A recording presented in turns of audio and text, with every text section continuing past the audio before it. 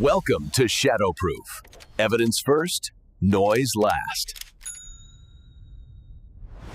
In the previous video, we visited William Tompkins, who revealed the secret space program that was hard to believe. Today, we continue the figure, Corey Goode. He can both corroborate what Tompkins said and, moreover, his experiences around us are even more incredibly thrilling. Corey Goode was born in 1970 and from a young age had innate psychic and prophetic abilities, thus becoming a special talent. Taking on the role of maintaining contact with extraterrestrials in a secret space probe, it is said that he is a starseed, a cosmic soul carrying a mission to Earth. Therefore, at age 6, Corey was recruited and trained by a mysterious military. Eventually, he was sent to serve in an off-Earth space project for 20 years. During that time, Corey worked with various types of extraterrestrials and experienced many extraordinary supernatural events. For example, he once went inside the Earth, to the command center of the Moon base, and other planets to carry out missions.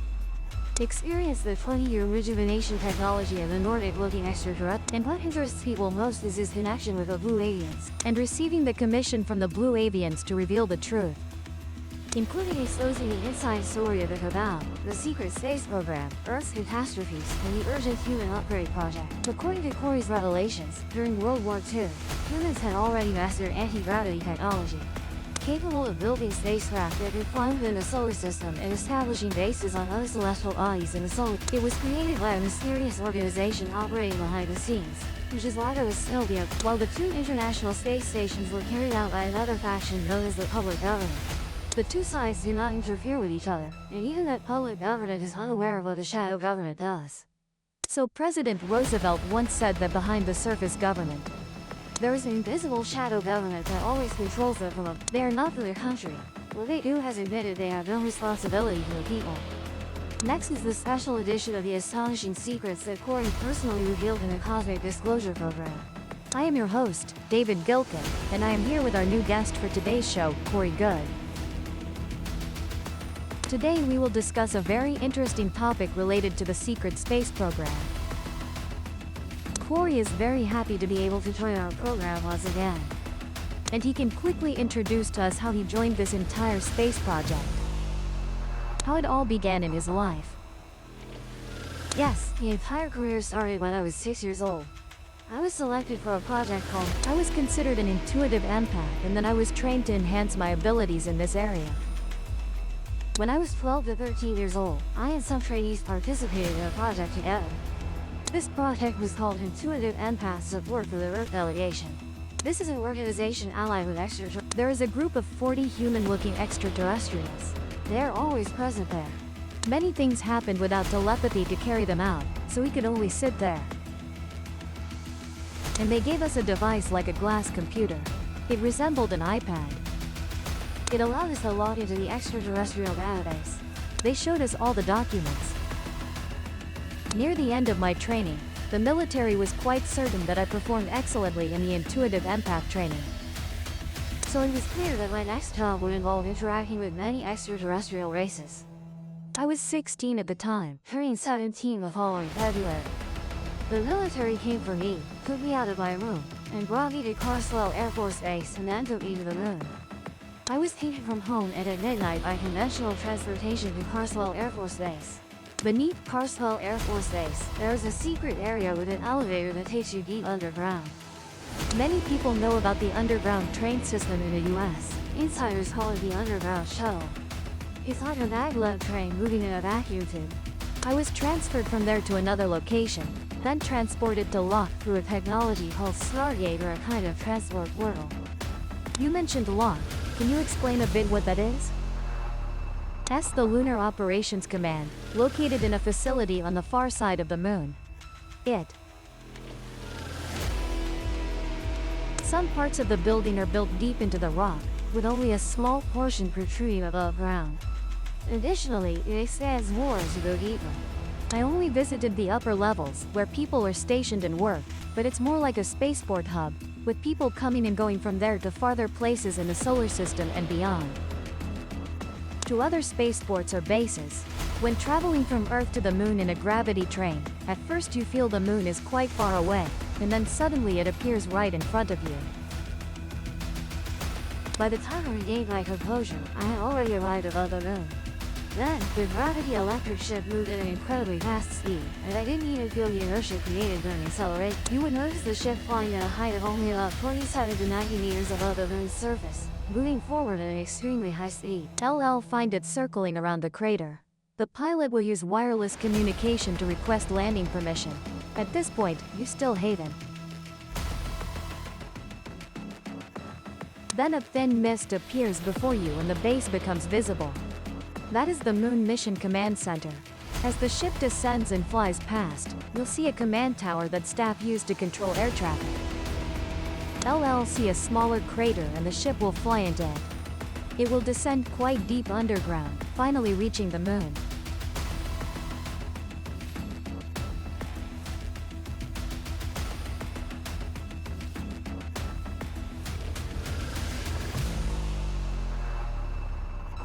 Those with telescopes see these ships entering and leaving the moon?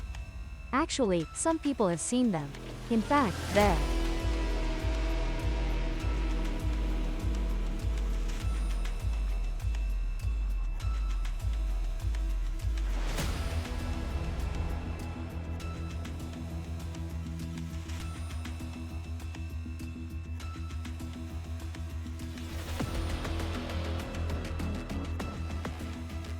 If you look up at the moon, the location of that area is around the 10 o'clock direction. Most bases are located on the far side of the moon. Some things are on the side facing away from Earth. There are some areas with spacecraft coming and going. That's the entrance to the base. There are also some areas occupied by alien races. These areas are covered by a three-dimensional holographic image, shielding them from human view. When exactly was the Moon Command Center built? The Moon Command Center was originally a moon base built by the Nazis in the late 1930s to early 1940s. Back then, when the Germans built this complex base, they utilized an ancient alien ruin. That building wasn't too far from the current location. They found a building that they could restore. They used soil from the moon's surface to make cement and repaired it. They renovated it, turning it into an operations base when they built the LLC. Many years later, the Germans transferred this Moon Command Center to the Americans. After American industrial power got involved, the Americans began expanding this base practically. So the Moon Command Center actually started being built in the late 1950s.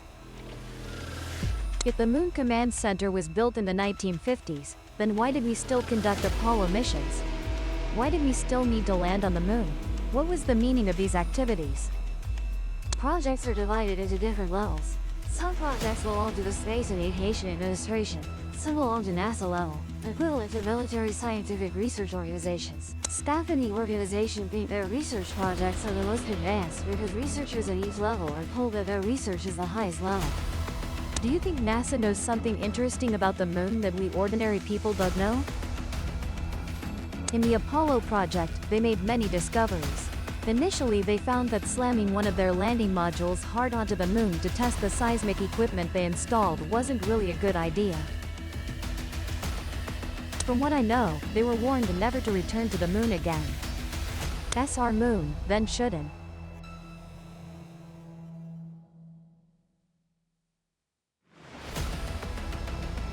No, all these different areas have been occupied by different alien races. And all these different aliens, including human-like and non-human-like aliens, don't really like each other either. They signed some kind of diplomatic agreement concerning the moon. That's a very special point about the moon, No alien race is allowed to violate this agreement. Even the most aggressive among them cannot violate the agreement. Can you briefly describe what the inside of the Moon Command Center looks like? Until recently, I had never been to the VIP area. I usually only went to the area with small rooms. They can't really be called apartments, just small living quarters with 2 to 4 bunk beds inside. How long did you stay at the Moon Command Center before boarding the Manta ship? Not long. I signed a document there even though I was too young to sign any legal documents at that time. They told me this was a 20-year binding agreement. They called it the 20-year no-return contract. Then I was taken to board something like a Manta ship. Like a manta ray shape? Yes, the ship looks like a manta ray or manta fish, and there were many other people going along too. Then we were taken to other places in the solar system beyond the moon. Yes, typically how big is this manta ship? It can carry about 600 people. Wow, it's very large. Yes, it took us to our destination. So what happened next? Next, I saw for the first time the research ship I was assigned to. How long did you stay on this spacecraft?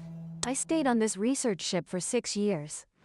And you said the entire service term was 20 years. Yes, there were other projects that required intuitive empathic skills. So during the remaining time of the 20-year term, I was assigned to various different projects. The secret space program includes 5 faction organizations. Could you explain a bit about what these 5 factions are? What is each faction in? Are there major differences between them? Okay. I will start with the oldest plan, which is the Solar Warden Plan. Part of the Solar Warden Plan is the focus on Saturn. Part of the Solar Warden Plan is the focus on Saturn. Part of the Solar Warden Plan is the focus on Saturn. Starting from the oldest plan, which is the Solar Warden Plan, they started from the late 70s to early 80s throughout the SDI period. I think that stands for Strategic Defense Initiative before and after President Reagan. What was the initial mission of the Solar Warden Fleet? They operate in the solar system, preventing threats from outside.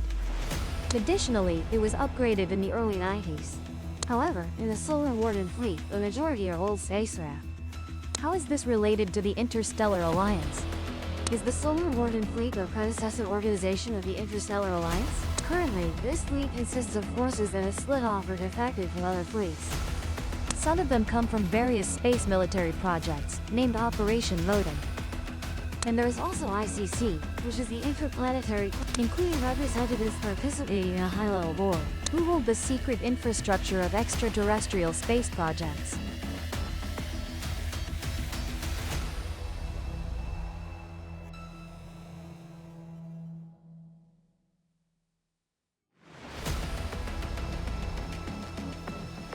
There is also the Dark Fleet, a very mysterious fleet, mainly operating outside the solar system.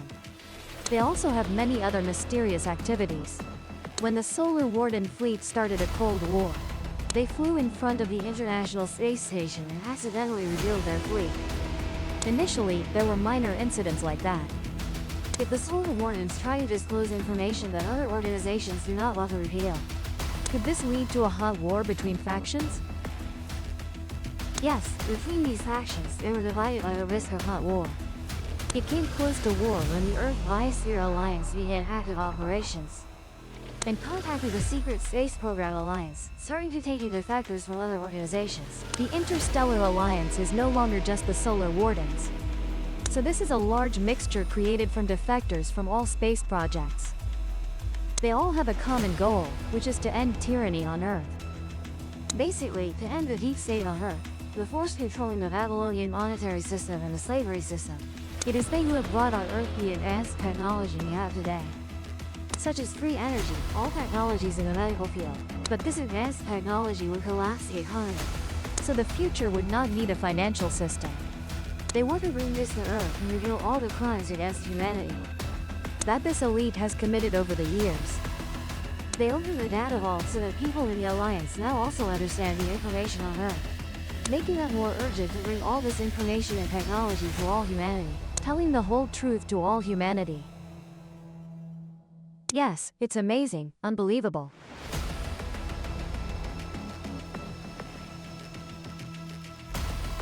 You have mentioned this alliance many times. I think this part might be a bit incorrect. There is the Earth Alliance. Their agenda is completely different. Their agenda is to build a completely new financial system, and they need to destroy the conspiratorial corporations. They also have some others. And then there is the Space Alliance, initially organized mainly by the Solar Wardens. And then there were also defectors from other secret space projects. These defectors from space projects bring intelligence and information, piloting spacecraft away from the project they were involved in, then joined the Secret Space Project Alliance.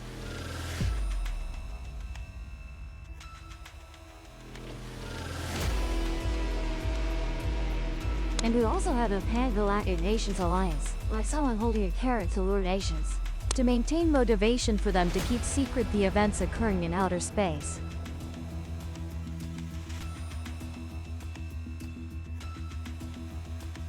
What made you become a whistleblower? A group of higher density extraterrestrials contacted me.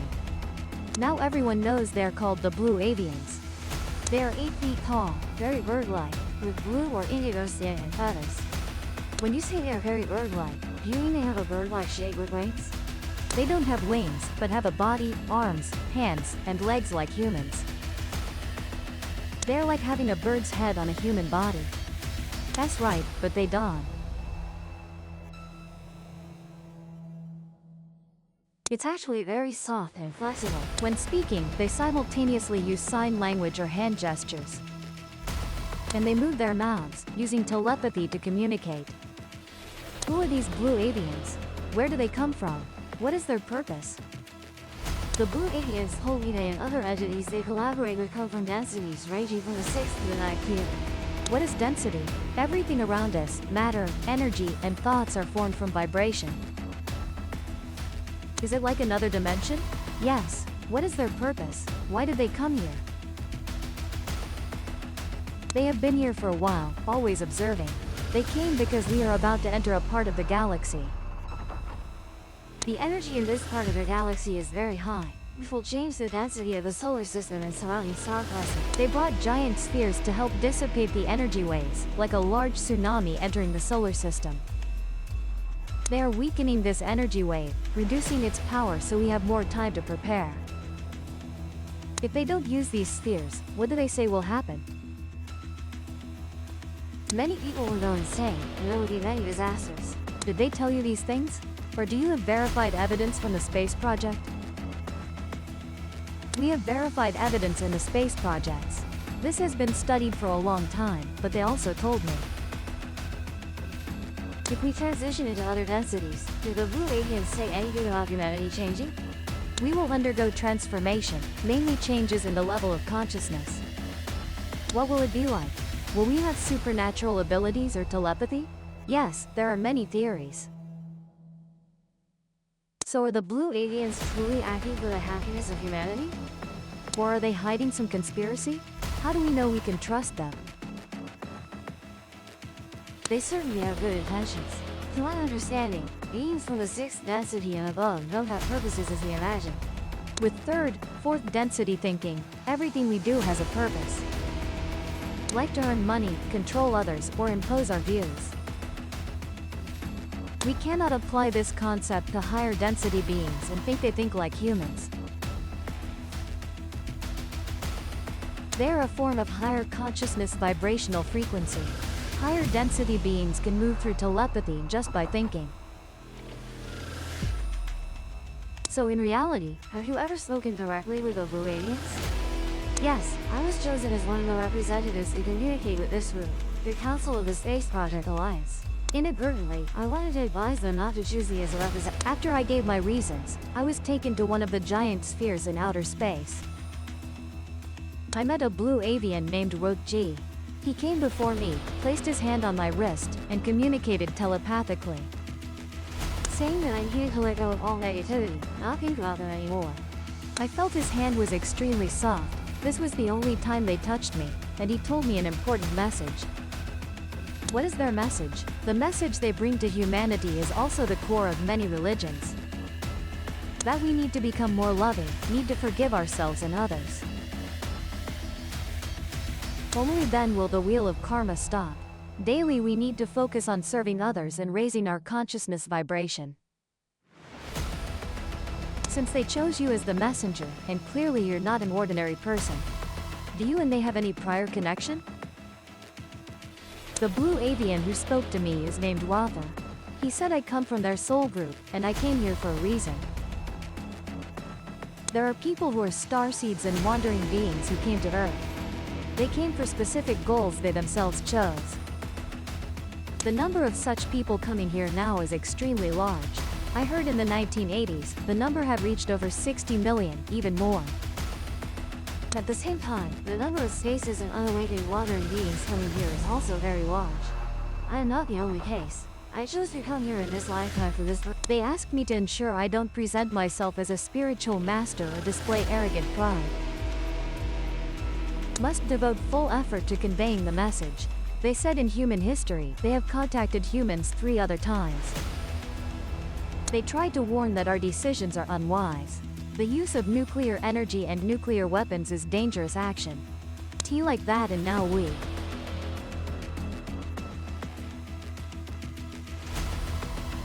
They told us what we would receive if we abandoned nuclear weapons. Do they want some secret to be revealed? Yes, they want all secrets to be made public. They are ready to provide us with advanced technologies for peaceful purposes. They said due to changing vibrational energy, we should pay attention to the real changes happening in the solar system. We should focus our attention, enhance our telepathic abilities and our vibrations. Do stasis and wandering beings also have souls? Of course, everyone has a soul. Each of us has self-awareness, a point of consciousness, and consciousness at higher, even higher levels.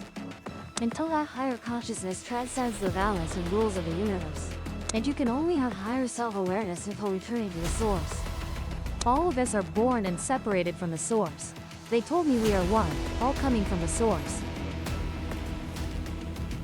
If someone wants to make today a special day in their life, what do they need to do?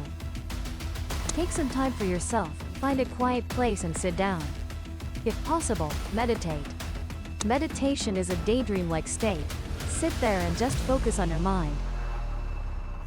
Focus as long as possible, until your thoughts become only loving and positive. Or think about how to treat those around you with more love and positivity. How to serve others and become more selfless towards yourself and everyone. So what effect will it have?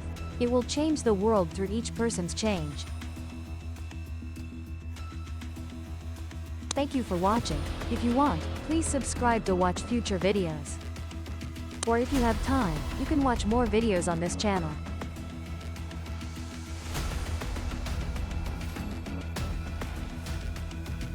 Thank you for watching. If the proof convinced you, subscribe and open the next case.